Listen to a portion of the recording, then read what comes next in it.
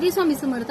आज आहे अमावस्या आज आणि उद्या सोमवार आणि मंगळवार 2 दिवसाची अमावस्या आहे. पण तुम्हाला आजच्या दिवसामध्ये अंग जड होणे किंवा काम न करू वाटणे किंवा समोर इतका रिस्पॉन्स येऊन समोरचा व्यक्ती तुम्हाला काम देत आहे किंवा तुम्हाला काहीतरी बोलत आहे, काहीतरी काम सांगत आहे किंवा घरचं काही काम असेल तर ते काम तुम्हाला करू वाटत नाहीये. निवांत झोपावंसं वाटतंय, पाय दुखतायत, हात दुखतायत, हातापायाला गोळे येत आहेत किंवा डोकं जड झालेलं आहे, कंबर दुखत आहे किंवा आळस पूर्ण शरीराला एक आळस निर्माण झालेला आहे.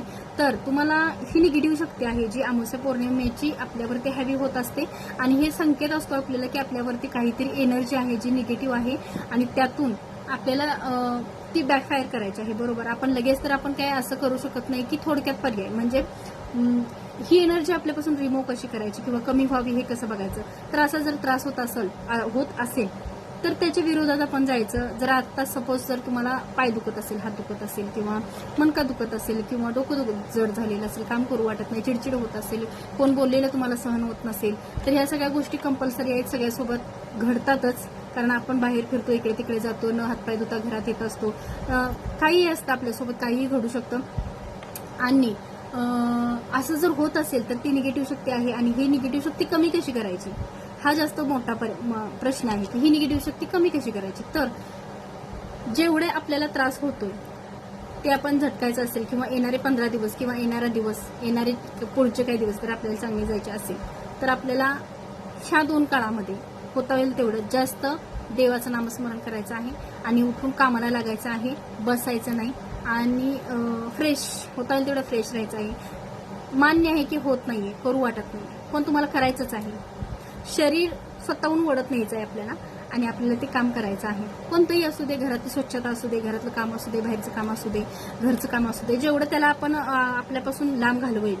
किंवा एक कचरा असतो, बरोबर, कचरा आपल्या घरात होतो रोज, सकाळ संध्याकाळ दुपार 2-3 टाइम आपण झाडू मारून स्वच्छ क्लीन घर करत असतो.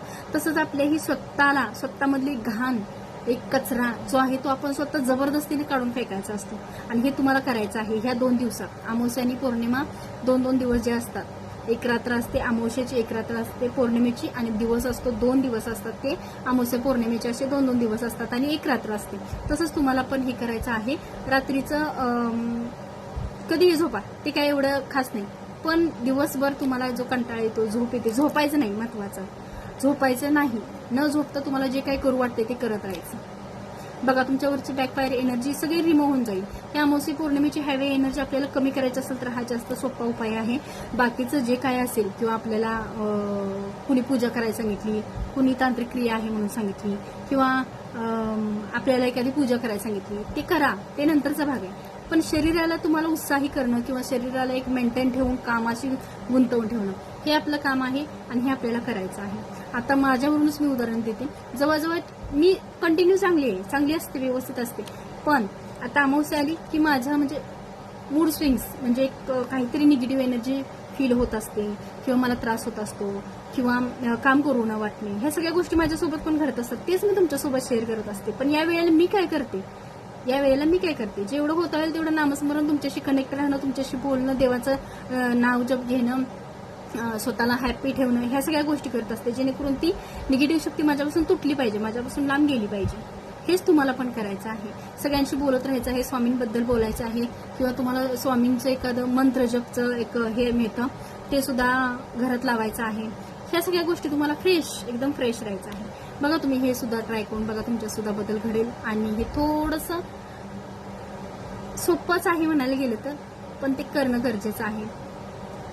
बघा करून, कारण आत्ताची सवयची कशी झालेली आहे, शरीराला त्रास नको, तांत्रिक क्रिया झाली, काय झालं तर 4 पैसे देऊन आपण करून घेऊया, कुणालाच त्रास नको, आपल्या शरीराला पण नको. पण नाही, हे बुडातनं जर तुम्हाला सगळ्या मुळातून जर उकळून काढायचं असेल आणि तुमच्या आयुष्यातून काढून टाकायचं असेल तर तुम्हाला स्वतःलाच कव्हर केलं पाहिजे. महत्वाचं हे तुम्ही बघा, ट्राय करून बघा आणि मग मला सांगा.